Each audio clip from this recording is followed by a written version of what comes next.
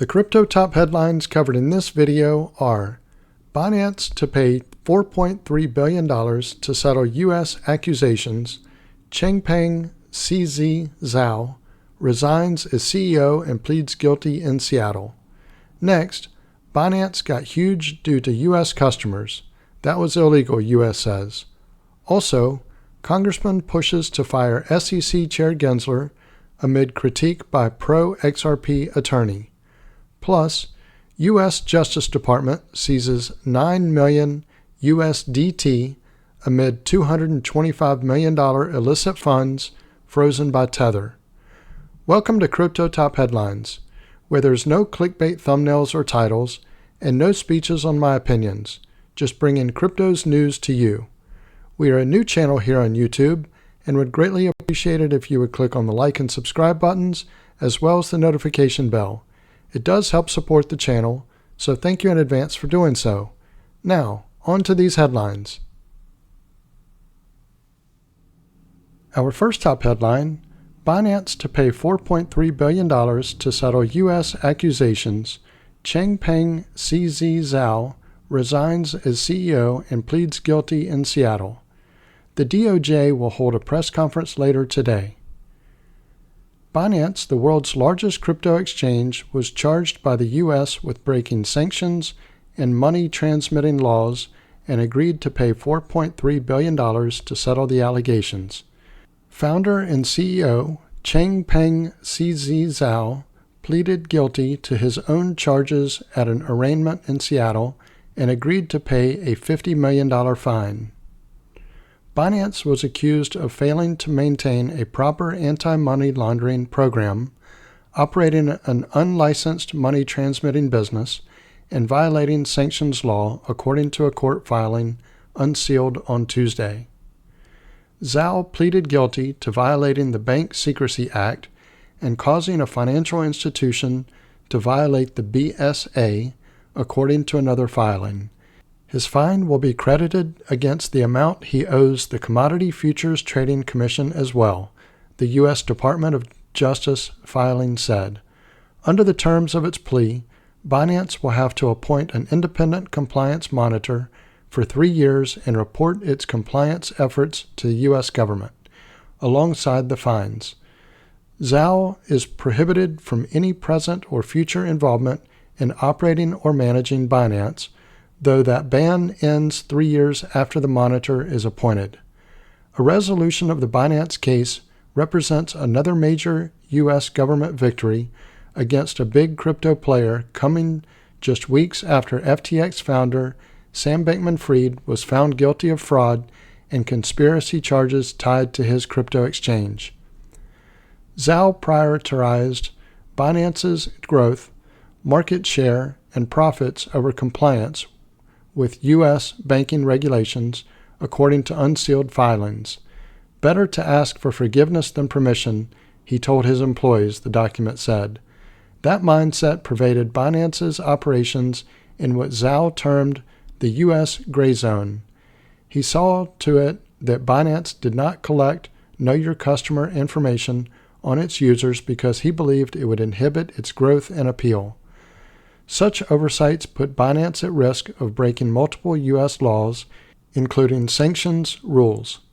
According to the court filings, Zhao's staff warned him that the exchange was servicing users from sanctioned countries. Significant action. The DOJ announced it would hold a press conference on Tuesday to announce significant cryptocurrency enforcement actions with Attorney General Merrick Garland, Treasury Secretary Janet Yellen, Deputy Attorney General Lisa Monaco, and CFTC Chairman Rostin Behnken. A person familiar with the situation said this would be tied to the DOJ's long-running investigation into Binance.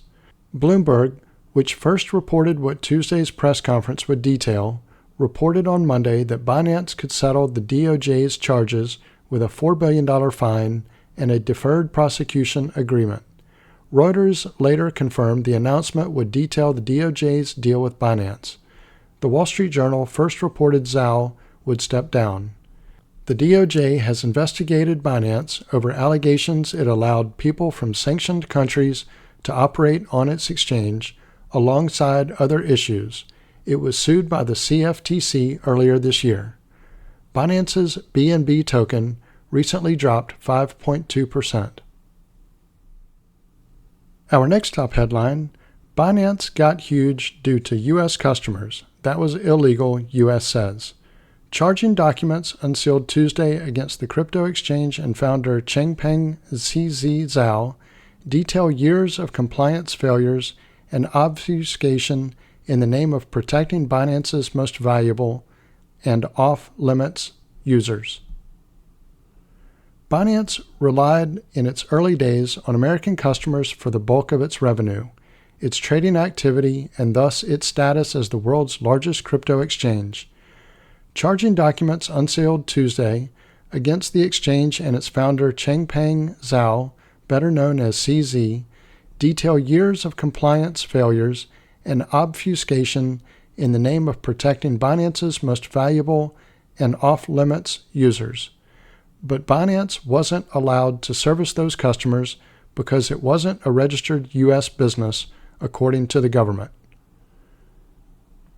Binance targeted growth in the U.S. market, especially among VIP users, who drove the exchange's trading volume and thus its revenue. These power users and their liquidity helped make Binance a juggernaut in crypto trading. According to the government, Binance's executives tracked and monitored the exchange's performance in the U.S. market and even touted their success. As much as 30% of the exchange's web traffic and just as much revenue originated in the U.S. in early 2018, the filing said. When CZ learned about this, he said Binance should block IP addresses and implement Know Your Customer requirements because it's better than losing everything. In spite of this, CZ and Binance squirreled away their most valuable U.S. users through an API that allowed them to keep using the main exchange, according to the government. This came even as Binance launched a separate U.S. exchange, Binance.us, that implemented KYC requirements lacking on the main exchange. In June 2019, CZ and other high-ranking Binance officials encouraged the high-value U.S. clients to conceal and obfuscate their U.S. connections.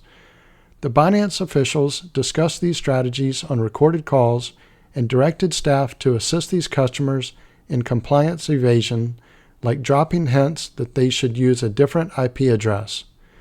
By September 2020, some 16% of the main exchange's customer base came from the U.S., making it Binance's most important country despite its prohibitions. The following month, Binance relabeled its corresponding pie chart, replacing the United States user base label with UNKWN, or unknown. These customers generated trillions of dollars in transactions for Binance and generated $1.6 billion in profit between August 2017 and October 2022. Failure to AML. Binance's compliance failures also led it to process hundreds of millions of dollars in transactions originating from darknet marketplaces, including Hedera, and crypto mixing services, including Best Mixer. Sometimes, Binance's staff would become aware that criminals were using the site, but let them continue anyway, particularly if they were VIP users. Instead of booting the illicit exchange users, they were instructed to check their status and maybe give a slap on the wrist with a warning not to route money from the darknet market again.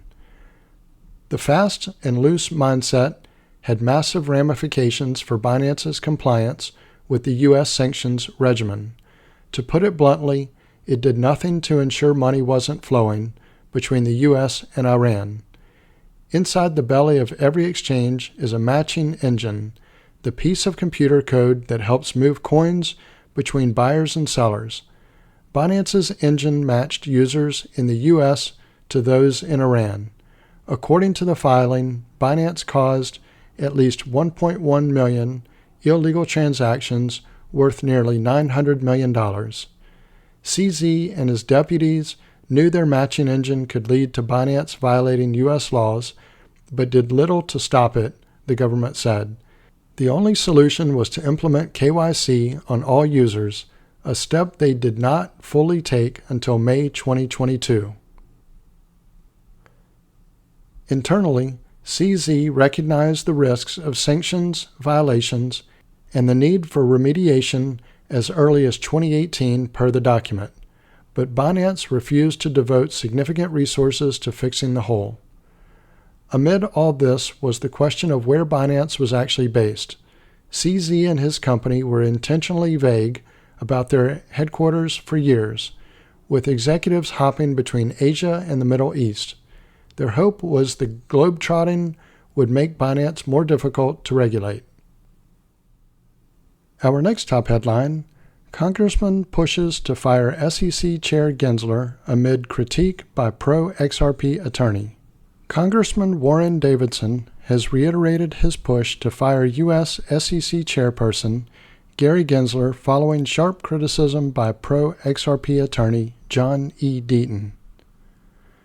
The latest enforcement action from the SEC has triggered a series of reactions from the broader crypto community. Kraken, the latest victim, joins Binance, Coinbase, and Ripple as one of the crypto-focused entities targeted by the regulatory agency. Deaton blows hot. Reacting to the lawsuit, Deaton, the founder of Crypto Law, accused Gensler of being a despicable and dishonorable regulator.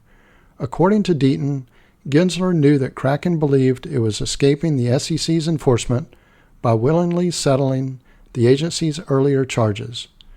Recall that the SEC charged Kraken in February for offering its staking as a service program, a project the agency believes represents an investment contract without proper registration. Kraken agreed to pay a $30 million fine to settle the charges. Amid the SEC's recent enforcement against Kraken, several industry commentators have criticized the exchange for setting the earlier charges. Deaton noted that he understands the reason behind Kraken's decision to settle those charges. According to him, fighting the SEC would have cost more for Kraken. Deaton remarked, "I wanted them to fight as well, but when you decide to fight, $30 million takes you only so far. Like maybe only 1/3 of the way. If you're lucky, ask Ripple and Brad Garlinghouse, who spent $150 million plus so far and is still paying millions in legal fees." He acknowledged that he is not aware of the motivation or mechanics involved in settlement decision. However, he expressed his confidence that the firm discussed actions such as staff layoffs. When the belief is $30 million buys you peace and keeps good people employed, I understand why a company makes it. Unfortunately, Gensler doesn't give a shit about those same employees or investors. He's a disgrace, and I can't wait to see him go down, Deaton concluded. Representative Davidson wants Gensler out. Reacting to Deaton's comments, U.S. Representative Warren Davidson brought back attention to the SEC Stabilization Act he proposed in June. According to Davidson, the agency's latest enforcement against Kraken suggests that now is the time to fire Gensler. Recall that Davidson introduced the Stabilization Act in the House of Representatives on June 12th. The act seeks to carry out a reform of the Securities and Exchange Commission, with one of its provisions looking to remove Gensler as chairperson. As the Crypto Basic reported in June, shortly after the introduction of the bill, Deaton expressed concerns that it might not pass. Despite stressing that Gensler's ideology aligns with the status quo in the U.S. government, Deaton emphasized that the SEC chair's days are numbered. 5 months later, Davidson continues to advocate for his sack. As a follow-up to this article, I wanted to read Senator Cynthia Lummis's tweet. "The SEC cannot continue ruling by enforcement. My statement on the Kraken lawsuit below. The SEC cannot continue ruling by enforcement. Crypto asset companies have repeatedly tried to get guidance from the SEC only to be hit with enforcement actions, causing unnecessary harm to consumers. It is time for Congress to pass a regulatory framework to provide clear rules to the SEC on what is a security and what is a commodity. The Loomis-Gillibrand Responsible Financial Innovation Act will rein in the SEC and allow financial innovation to thrive in the United States. Our next top headline: U.S. Justice Department seizes 9 million USDT amid $225 million illicit funds frozen by Tether. Officials reported the seizure was tied to an organization responsible for pig butchering romance scams. The United States Department of Justice announced it had seized roughly $9 million worth of USDT following Tether freezing funds connected to a criminal organization responsible for romance scams. In a November 21st announcement, the Justice Department said the seized funds came from scammers who stole millions from victims across the United States and were presumably part of Tether's efforts to freeze $225 million worth of USDT in external self-custodied wallets connected to the scam. The funds were allegedly tied to an organization responsible for pig butchering romance scams in which bad actors attempt to develop an online relationship with unsuspecting individuals, often convincing them to invest in legitimate businesses before conning them. These scammers prey on ordinary investors by creating websites that tell victims their investments are working to make them money, said Acting Assistant Attorney General Nicole Argentieri. The truth is that these international criminal actors are simply stealing cryptocurrency and leaving victims with nothing.